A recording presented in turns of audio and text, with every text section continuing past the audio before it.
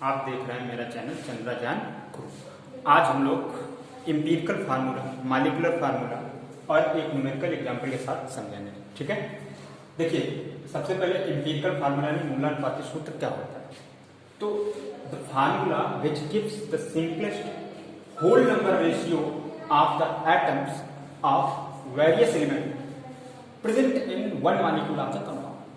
सीधा सा मतलब आप समझ गए होंगे कि कोई एक साधारण आपके पास कंपाउंड है, उसमें उसके एक मॉलिक्यूल में जितने भी अलग अलग तरीके के तत्व हैं उनके परमाणुओं की साधारण जो गिनती है उसको व्यक्त करने वाला जो आपका फार्मूला या सूत्र होता है उसी को हम लोग क्या बोलते हैं, is called the empirical formula. ठीक है, अब इससे एग्जैक्ट वैल्यू नहीं पता चलती। दूसरा आता है मॉलिक्यूलर फार्मूला। तो मॉलिक्यूलर में क्या हो जाएगा, एग्जैक्ट हो जाएगा और क्या हो जाएगा, बस सिर्फ यही रहेगा the formula which gives the simplest whole number की जगह एग्जैक्ट होल नंबर। तो एग्जैक्ट होल फार्मूला है ना, number of ratio of the atoms of the various, सिर्फ सिंपलेस्ट की जगह एग्जैक्ट लगा दीजिए, पूरा आपकी मॉलिक्यूलर फार्मूला के लिए जो है थ्योरी बन गई। क्या होता है, देखिए आप कोई कंपाउंड है उसके अलग अलग एटम उठा लिए, उसका परसेंटेज हमने एक्सपेरिमेंट से निकाल लिया, आपको हमने परसेंटेज निकालना सिखाया था। तो अब परसेंटेज से फार्मूला कैसे बनाएं, ये इसके लिए तो पहले एम्पिरिकल फार्मूला बनाते हैं, फिर मॉलिक्यूलर। ये मैं एग्जांपल के साथ आपको अभी बताता हूँ और सिखाता हूँ। इसको आप एक बार फिर से याद जरूर कर लीजिए। ठीक है, इसका आप स्क्रीनशॉट लेना चाहें स्क्रीनशॉट ले लीजिए, इसको याद कर लीजिए कि आप किसी को समझा सकें कि एम्पिरिकल फार्मूला क्या होता है अगर कोई आपसे पूछ दे, है ना। देखिए हम लोग इसको साफ करने के बाद आइए अब हम लोग एक एग्जाम्पल से समझते हैं। ठीक है, एम्पिरिकल फार्मूला कैसे निकाला जाता है, मॉलिक्यूलर फार्मूला कैसे निकाला जाता है, उसके फार्मूले क्या है, तरीका क्या है, मेथड क्या है। ये 9th फर्स्ट ईयर सभी क्लासों के लिए इंपॉर्टेंट है।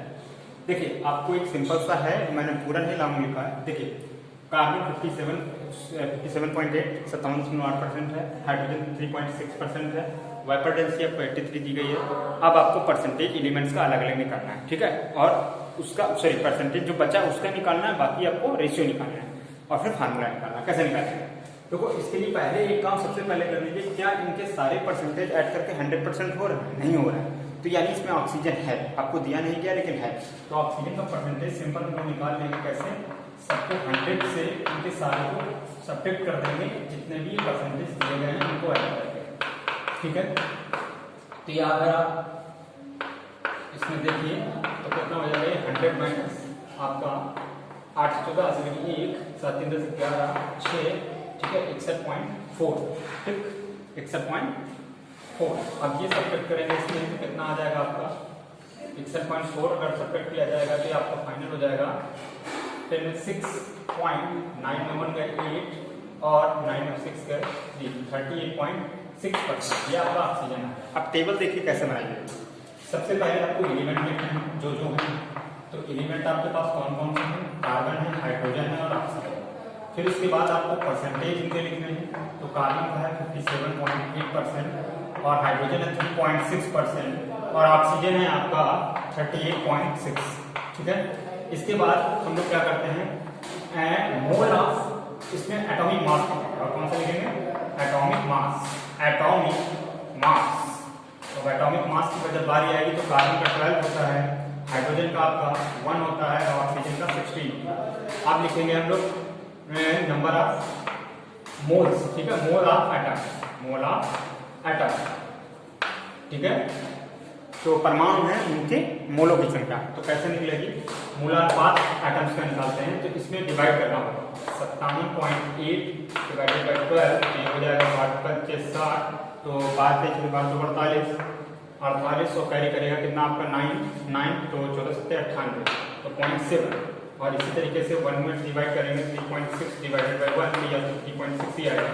और जब इसमें करेंगे 38.6 डिवाइडेड बाई 16 तो 16 दूनी 32, 2 बार डिवाइड होगा 6 जाएगा तो 12 बन के 7 तो 2.5 आ जाएगा। ठीक है, इसके बाद अब हम लोग बात करते हैं, ये तो मोल्स थे, फिर हम लोग निकालेंगे रेशियो। ठीक है ना, number of ratio of number of atom, ratio of number of atom, number of atom. तो देखिए ये कैसे निकलता है, आपको सिंपल सा इसमें जो आपको तीनों रेशियो में जो सबसे छोटा है उसका इन सब में डिवाइड कर देना है। तो अब इसमें सबसे छोटा मुझे 2.5 है, तो 4.7 डिवाइडेड बाई 2.5 पॉइंट से पॉइंट कैंसिल हो जाएगा, अप्रोक्सीमेट ये करीब कितने बार चला जाएगा, डिवाइड अगर हम लोग करते हैं तो 25 तो करीब 2.8 टाइम्स चला जाएगा। ठीक है, उसके बाद अगर इसकी बात करें हम लोग तो 3.6 डिवाइडेड बाई 2.5, इसका अगर हम लोग करते हैं तो 25 से करना 25 पॉइंट और करीब इसमें करेंगे तो आपका बच जाएगा कितना 9। ठीक है, 25 में 9 बच जाएंगे, 6 4 10 नहीं 25 से गए तो 11 बच गया और जीरो करेंगे तो 25 को 4 5 के समथिंग कुछ जाएगा डिवाइड होगा। ठीक है, तो करीब 0 के आसपास चला गया। अब इसमें बात कर लें तो इसमें तो हमें मालूम है 2.5 डिवाइडेड बाई 2.5 तो ये 1 हो जाएगा। अब इसमें जब भी इस तरीके का हो तो नियरेस्ट नंबर लिख लिया जाता है, लेकिन 1.5 के बिल्कुल ठीक बीच का है तो आपको इसमें किसी ऐसे नंबर का मल्टीप्लाई करना है कि ये नियरेस्ट होल नंबर बन जाए। ठीक है, तो अब इसको अप्रोक्सीमेट 3 मान लेंगे हम लोग, ये लगभग 9 बार जाएगा। कितने बार जाएगा इसको करके देख लेते हैं। 25 से पॉइंट हट गया तो 25 दूना 50 होता है, तो और 50 के बाद आपका नहीं 1 मिनट मैं गलती कर रहा हूँ, इसमें 1.9 होगा ना। ठीक है, 1.9 25 एक नाम 25 1.9 यानी अप्रोक्सीमेट 2। ठीक है, 2 के करीब होगा। अब इस पूरे में जब मैं मल्टीप्लाई करूंगा नंबर का तो ये कितना हो जाएगा आपका 2 से करें तो ये लगभग अप्रोक्सीमेट इसको 1.5 मान के हम लोग 3 कर सकते हैं। तो अब सिंपल रेशियो बनाते हैं। क्या बनाते हैं? Simple ratio. तो सिंपल रेशियो में ये तो आपका हो गया 4, ये आपका हो गया 3 और ये हो गया आपका 2। ठीक है, तो एम्पिरिकल फार्मूला यानी आपका मूलानुपाती सूत्र क्या हो गया, एम्पिरिकल फार्मूला आपका बन गया सी के नंबर आया 3 4, एच के आया 2 3 और ओ का आया 2। तो ये आपका सिंपल सा एम्पिरिकल फार्मूला बना। अब इस एम्पिरिकल फार्मूले का हम लोग क्या चर्चा करेंगे। अब हमें मॉलिक्यूलर फार्मूला निकालना, तो कैसे निकालेंगे देखिए, पहले आपको मास ऑफ एम्पिरिकल फार्मूला यानी मूलानुपाती भार निकालना पड़ेगा। ठीक है, एम्पिरिकल फार्मूला तो जरा इसका मास निकालें तो 4 × 12 प्लस 3 × 1 प्लस 14 × 2 तो ये हो जाएगा 48 प्लस 3 प्लस 32। तो ये 32 और 40 हो जाएगा आपका 100 में 3 तो 103। ठीक है, नहीं गलत बोल दिया मैंने, 40 से 70 80 83 होगा। कितना हो जाएगा 83। अब इसके बाद आपका आता है जो आपको वेपर डेंसिटी दे रखी थी क्वेश्चन में कितनी, तो अब आपको पता होना चाहिए कि हम लोग मॉलिक्यूलर वेट करेंगे, मॉलिक्यूलर मास। ठीक है, तो मॉलिक्यूलर मास कैसे निकलता है 2 × वेपर डेंसिटी, हम फार्मूला आपको पढ़ा चुके हैं। तो 2 × 83 तो ये हो जाएगा 6166। ठीक है, अब एक जब भी मॉलिक्यूलर फार्मूला होता है वो मल्टीपल में होता है हमेशा एम्पिरिकल फार्मूले, तो वो नंबर या मल्टीपल क्या होगा, तो n = फार्मूला होता है आपका मॉलिक्यूलर मास और divided by empirical formula, mass of empirical formula, mass of empirical formula. ठीक है, अब ये मूलानुपाती सूत्र बात। ठीक है, और ये हो गया आपका अणुभार।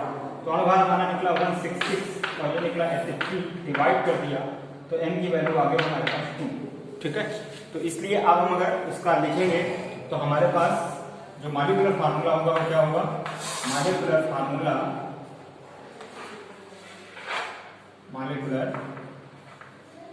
जो होगा वो क्या होता है, होल एम्पिरिकल फार्मूला। ठीक है, फार्मूला का होल है। तो आपके पास एम्पिरिकल फार्मूला था C4H3O2 और होल आया 2 का पूरे में मल्टीप्लाई कर देंगे तो फाइनल आंसर हमारा क्या हो जाएगा, जो मॉलिक्यूलर फार्मूला होगा वो आपका हो जाएगा C8H6O4। ठीक है, ये इस तरीके से इतनी स्टेप में आपको काम करना होगा। मैंने इस एग्जाम्पल में आपको लगभग हर स्टेप हर चीज बताई है, कोई भी स्टेप छूटी नहीं है। इसका अभ्यास, इस सिर्फ एक न्यूमेरिकल का अभ्यास आप कई बार कीजिए, आपको निश्चित है इसका कोई भी कठिन से कठिन सवाल होगा आपको न्यूमेरिकल जरूर से जरूर आ जाएगा। ठीक है, पसंद आया हो लाइक कीजिए, चैनल सब्सक्राइब कीजिए और शेयर करते रहें। ज्ञान की गंगा